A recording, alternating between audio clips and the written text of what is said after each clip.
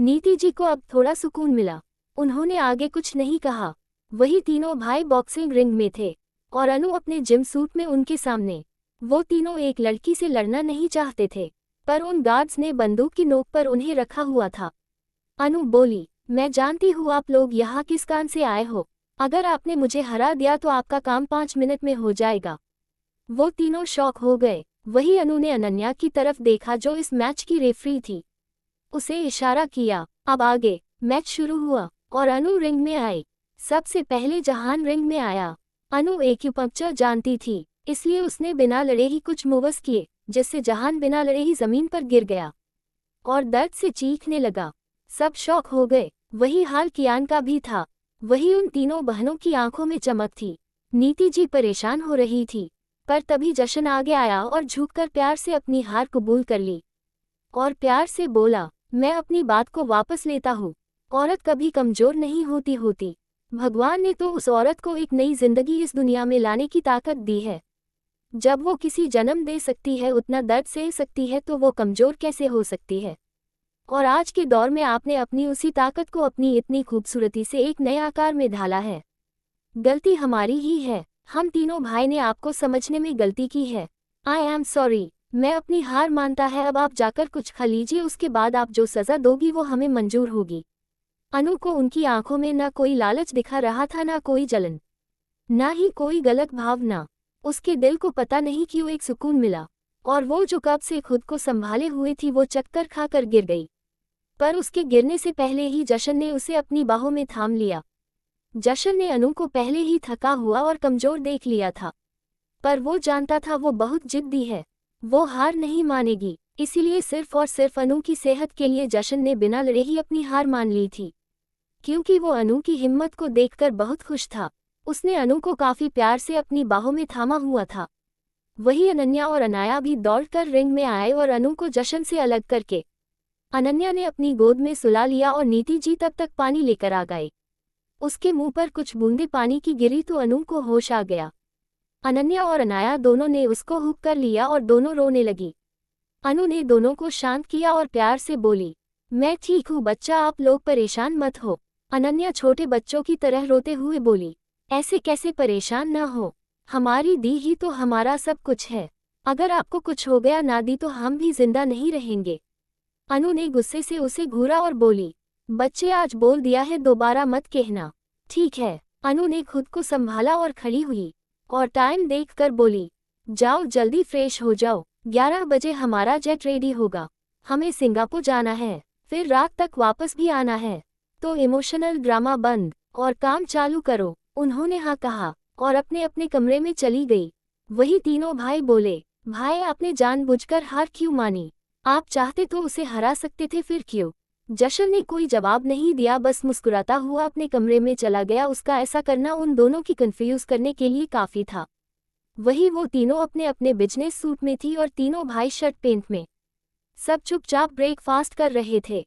जशन अब भी चुपके चुपके बस अनु को ही देख रहा था और अनु ने यह महसूस कर लिया। वो अपना जूस का ग्लास खत्म करते हुए उठी और बोली, मिस्टर जशन जी, इस रास्ते की कोई मंजिल ना हो, वहाँ चलना खतरनाक हो सकता है। मैं क्या कह रही हूँ आप समझ ही गए होंगे। जशन ने मुस्कुराते हुए ही जवाब दिया, जिस रास्ते पर चलेंगे नहीं तो पता कैसे चलेगा। वहाँ जाना माना है और कुछ चीजें किसी के हाथ में नहीं होती। मिस कपूर, वो दोनों की अजीब बातें सब सुन तो रहे थे पर किसी को समझ नहीं आ रहा था। तभी वह चोप्पा की आवाज आई। अनु ने अनन्या और अनाया से कहा, अब चले, हमें लेट हो रहा है। वो दोनों भी फौरन रेडी थी। वो तीनों ने एक बार अपने दादू को गले लगाया और वह से निकल गई। ... वही जशन अब भी सिर्फ और सिर्फ अनु को ही देख रहा था। वही अनु खुद जाकर चोपर ड्राइव करने बैठ गई। वही उसकी दोनों बहनें भी पीछे बैठ गई। कियान बोला, भाई ये तीनों चौपर भी उड़ा लेती है, ऐसा कोई काम है जो ये तीनों नहीं कर सकती है। वो तीनों मुस्कुराने लगे। जशन बोला, मासी जी, हम जो काम से आए हैं क्या हम वो कर ले। उन्होंने ने हाँ कहा और वो लोग भी अपनी मंजिल के लिए निकल गए। शाह हाउस। जशन, जहान, कियान जैसे ही शाह हाउस पहुंचे, वहां का नज़ारा देखकर हैरान रह गए। कल तक जो इतने बड़े व्यापारी का ऑफिस था, आज वहां सिर्फ खंडर था। वो तीनों शौक थे। उन्होंने ने आसपास पता किया। तो पता चला शाह साहब शायद उनके घर पर मिलेंगे, क्योंकि वो दादाजी के बहुत अच्छे दोस्त थे, इसलिए वो उनके घर के बारे में सब कुछ जानते थे। वो तीनों भाई ने आपस में बात की और शाह अंकल के घर की तरफ चले गए। वो जब वहां पहुंचे तो वहां का नज़ारा भी कुछ खास ठीक नहीं था।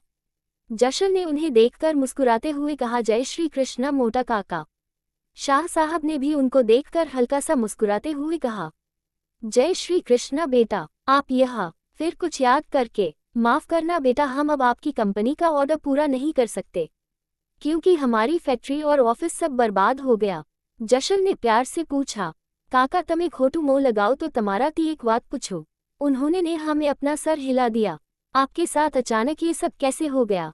जशन के पूछने पर उन्होंने कहा, बहुत दुख की बात है बेटा, सालों पहले की गई एक छोटी सी गलती की सजा मिली है। जशन ने पूछा, मतलब क्या है काका आपका?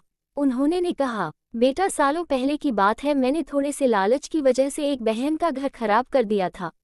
तब पता नहीं था उसका बदला ऐसे एयर इतना खतरनाक होगा। जशन बोला, मैं कुछ समझा नहीं अंकल। वो बोले, आज से सालों पहले मेरा एक दोस्त था शक्ति, उसको 2 बेटियां थी, उसकी वाइफ फिर से माँ बनने वाली थी। तब उसका बिजनेस अच्छा चल रहा था, मैंने अपना काम निकालने के लिए उसे भड़काया था, अगर उसको तीसरी भी बेटी हो तो वो उसकी बीवी को छोड़कर दूसरी शादी कर ले, हो सकता है उसे बेटा हो जाए। मेरे उस इस दोस्त ने मेरी बातों में आकर उसकी तीसरी बेटी होने पर सब कुछ छोड़ दिया और दूसरी शादी करके यहाँ से अपनी फैमिली को बेसहारा छोड़कर चला गया। उस वक्त मुझे नहीं पता था वो मेरी बातों को इतना सीरियसली लेगा, और इत्तेफाक से उसकी दूसरी वाइफ को 2 बेटे भी हुए। वो बहुत खुश था, मेरा बहुत एहसान मानता था, पर मैं अच्छे से जानता था गलती मेरी ही है। पर मैं उस वक्त सिर्फ अपने बिजनेस और अपने परिवार के बारे में ही सोच रहा था। पर अब जशन को उनकी बात सुनकर गुस्सा तो बहुत आया, पर उसने खुद को शांत ही रखा और पूछा, पर क्या काका? शाह जी डरते हुए बोले, पर अब उनकी तीनों बेटियां बहुत ही पावरफुल और खतरनाक हो गई है, और उन्हें पता चला कि उनके बाप ने मेरी वजह से उनकी मां को छोड़ दिया था। बस उसका बदला लेने के लिए मुझे पूरा बर्बाद कर दिया उन्होंने। मैंने जिस बिजनेस के लिए ये सब किया था उन्होंने उसे ही तहस नहस कर दिया। और जहां जो काफी देर से वहां बैठे थे, उन्होंने पूछा, किसने किया है ये सब अंकल? उन्होंने कहा, डेविल सिस्टर्स।